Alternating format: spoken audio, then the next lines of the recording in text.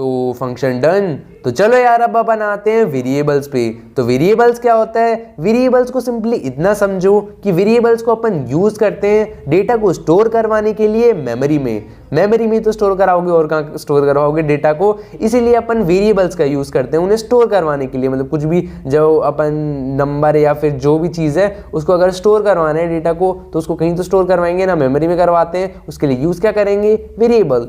ठीक है, तो अब वेरिएबल को क्रिएट करने का क्या तरीका होता है? इसके लिए अपन वेरिएबल को कोई भी नाम लिखते हैं। अब नाम कुछ भी रख सकते हो अपनी मर्जी से, ये प्री बिल्ट नहीं होता। अब खुद से कुछ भी नाम सकते हो, अंडरस्टैंड मत रखना। कुछ कोड के हिसाब से लिखते हैं अपन नाम, वो आपको बाद में चल जाएगा। अभी अपन कुछ भी रखते हैं। फॉर एग्जाम्पल मैं यहाँ पे लिखता हूँ रेक, फिर अपन लगाते हैं इज इक्वल्स टू। अब इसे इज इक्वल्स टू नहीं बोलते, इसे बोलते हैं अपन असाइनमेंट ऑपरेटर। इस चीज़ का ध्यान रखना, मैथ से थोड़ी डिफरेंट चीज़ें वाइब्स आ रही होगी, कोई नहीं, प्रोग्रामिंग है तो चलो इसको देखते हैं।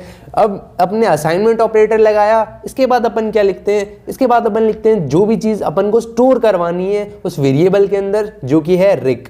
रिक के अंदर अपन जो वेरिएबल बनाया है ना, उसके अंदर कुछ भी वैल्यू स्टोर करानी है, उसको अपन इसके is equals to assignment operator. Assignment operator के बाद में लिखेंगे। अब कुछ भी आ सकता है, जैसे कि मैंने 88 कर दिया। अब 88 स्टोर किसके अंदर हो गया? रिक के अंदर। अब इसको एक डब्बे की तरह समझो, ऐसे समझो, ठीक है। रिक एक डब्बा है, अपन ने क्या किया? 88 को रिक के अंदर जाके स्टोर करवा दिया, ठीक है। इस डब्बे के अंदर रिक जो है, इसके अंदर अपन ने 88 स्टोर करवा दिया, ठीक है। इससे उठा के इस चीज में डाल दिया। इस चीज का मतलब ये, इस चीज का मतलब ये नहीं कि इसके इक्वल्स टू है, जो कि मैथ के अंदर मतलब होता था। मैथ से बहुत चीजें डिफरेंट पढ़ोगे तब तो उड़ने वाले हैं, पर चलो अभी तो ये जान लो, ठीक है। इस चीज को उठा के अपन ने इस चीज के अंदर लगा दिया, ठीक है, समझ गए। वेरिएबल का यूज होता है। अब यहाँ पे अगर आपको, ये तो अपन ने नंबर स्टोर करवाया है, अगर आपको कोई मतलब जैसे कि सेंटेंस, वर्ड या फिर लेटर स्टोर करवाना है, उसके लिए क्या करेंगे? उसके लिए यूज आता है डबल कोट्स या फिर सिंगल कोट्स, जो कि अपन ने यहाँ पे लिखा था। डबल कोट्स या फिर सिंगल कोट्स का यूज करते हैं। अब यहाँ पे कुछ भी लिख सकता हूँ मैं, जैसे कि हाय, ठीक है। ये चीज क्या हुई? रिक के अंदर जाके स्टोर हो गई, ठीक है। हाय रिक के अंदर जाके स्टोर हो गया।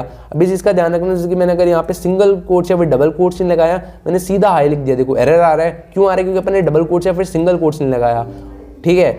तो इस चीज का ध्यान रखना कि डबल कोट्स या फिर सिंगल कोट्स पक्का लगाना। जैसे कि मैं यहाँ पे डबल कोट्स या फिर डबल कोट्स लगा दिया मैंने यहाँ पे। अब मैं लिखता हूँ कुछ भी, जैसे कि I am Iron man, yes I am Iron man. तो अब आयरन मैन लिख दिया। अब ये किसके अंदर स्टोर हो गया? रिक के अंदर। ये चीज उठ के इसके अंदर आ गई। इस चीज का मतलब ये होता है, ठीक है। असाइनमेंट ऑपरेटर क्या करता है? असाइन करता है कुछ वैल्यू वेरिएबल में, ठीक है। तो अब अपन करते हैं रन, तो क्या करेंगे? अब अपन करते हैं इस चीज को प्रिंट, जो इस चीज को है ना, आई एम आयरन मैन को प्रिंट करते हैं, या फिर वेरिएबल को प्रिंट करते हैं। अभी बताता हूँ। फॉर एग्जाम्पल मैंने यहाँ पे लिखा प्रिंट, फिर अपन पैरेंथेसिस लगाएंगे। अब क्या करना चाहते हैं अपन? किसको प्रिंट करवाना चाहते हैं? हम आई एम आयरन मैन को प्रिंट कराना है। अब इस चीज के दो वेज हैं, या तो अपन सिंपली वो कर दे जो अपन ने यहाँ पे किया है, डबल कोट्स के अंदर ये चीज लिख दे, पर ये बाद में जाके बहुत ज़्यादा टफ काम हो जाएगा। इसलिए अपन ने क्या किया? अपन ने इस चीज़ को रिक के अंदर स्टोर करवाया, फिर अपन ने क्या किया? इस चीज़ के अंदर पुट कर दिया, जैसे कि मैं यहाँ पे करता हूँ, विच इज़ रिक। अब इस चीज़ का ध्यान रखना कि वेरिएबल जब भी अपन प्रिंट करवाते हैं या फिर वेरिएबल के साथ कुछ भी करते हैं ना, तो उसके अंदर डबल कोट्स या फिर सिंगल कोट्स मत लगा देना, ठीक है। इस चीज़ का ध्यान रखना, अपन कुछ भी नहीं लगाएंगे, क्योंकि रिक जो है वो एक वेरिएबल है, ठीक है। अपन ने प्रिंट करवाते हैं। अब क्या आना चाहिए यहाँ पे आपके हिसाब से? तो करते हैं, देखो क्या आया। चलो पहले मैं इसको डिलीट ही कर देता हूँ। अब रन करता हूँ and wait a sec bro. देखो आई एम बैटमैन और फिर आया आई एम आयरन मैन। क्यों? क्योंकि अपन ने पहले प्रिंट करवाया आई एम बैटमैन, और फिर अपन ने आई एम आयरन मैन का क्या किया? हमने आई एम आयरन मैन को रिक के अंदर पुट कर दिया, मतलब वेरिएबल के अंदर पुट कर दिया, उसके अंदर स्टोर करवा दिया। फिर अपन ने प्रिंट कर दिया रिक को। अब प्रिंट क्या होगा?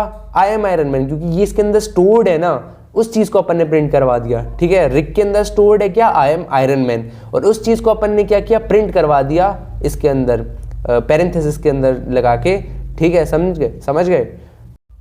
तो अब दो चीज़ों का पक्का ध्यान रखना। हम यहाँ पे वेरिएबल लिखते टाइम दो चीज़ों का ध्यान रखना, जो कि मैं तुम्हें ध्यान रखवाना चाहता हूँ, जो कि ध्यान रखना वो चीज़ ये है। पहली चीज़ कि जब भी आप वेरिएबल का नाम रखो ना, उसकी स्टार्टिंग कभी भी एक नंबर से मत कर देना, हमेशा एक वर्ड से ही करना, ठीक है। जैसे कि मैंने यहाँ पे लिख दिया 8 जन अब मैंने असाइनमेंट ऑपरेटर लगाया, अब 99 लिख दिया, फिर कुछ भी लिख दूं, अब देखो एरर शो कर रहा है। एरर इसलिए शो कर रहा है क्योंकि अपन ने स्टार्टिंग जो की ना एक नंबर से कर दी, तो ये इसके अंदर एक श्राप की टाइप है, इसलिए मत करना क्योंकि श्राप तुम्हारे लिए, क्योंकि एरर आएगा। इसीलिए हमेशा स्टार्ट करना एक वर्ड से, कभी भी एक नंबर से स्टार्ट मत करना, ठीक है। बीच में तुम नंबर डाल सकते हो, जैसे कि मैंने यहाँ पे 9 जिन डाल दिया, अब फिर असाइनमेंट ऑपरेटर देन 99। देखो स्टोर हो गया ना, इसके अंदर कोई एरर नहीं आ रहा क्योंकि अपन को स्टार्ट नहीं करना चाहिए। बाद में आप नंबर या किसी चीज़ का यूज़ कर सकते हो, स्टार्टिंग में एक नंबर का यूज़ मत करना, ठीक है। ये चीज़ ध्यान रख ली। और फिर दूसरी चीज़ जो मैं ध्यान रखवाना चाहता हूँ वो चीज़ ये है कि वेरिएबल भी एक केस सेंसिटिव